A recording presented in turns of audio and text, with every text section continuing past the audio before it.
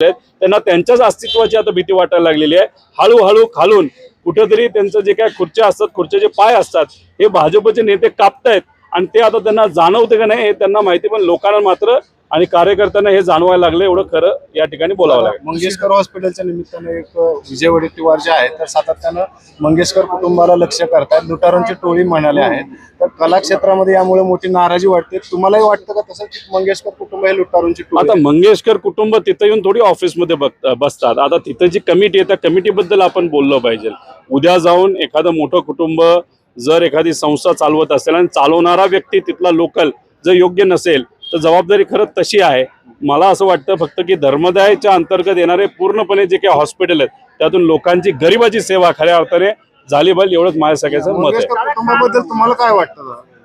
नाही, मी हेच सांगतोय तुम्हाला, मंगेशकर कुटुंब जे आहे इथं येऊन इंजेक्शन लावत नाही, ऑपरेशन करत नाही आणि संस्थेमध्ये सुद्धा ते बघतात नाही बघतात हे मला माहित नाही।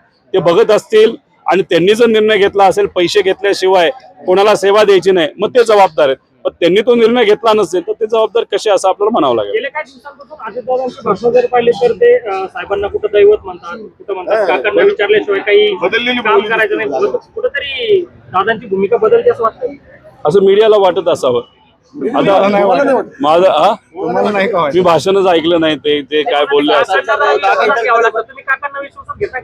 हे आता शेवटी व्यक्तिगत कुटुंबाचा एखादा निर्णय असेल आणि कुटुंब म्हणून पवार कुटुंबाला त्या कौटुंबिक विषयाच्या बाबतीत जर त्याचा इम्पॅक्ट येत असेल तर मला सुद्धा काकाला विचारावं लागतं आणि काकाचा आणि यांचा आशीर्वाद हा मला सुद्धा त्या ठिकाणी लागतो।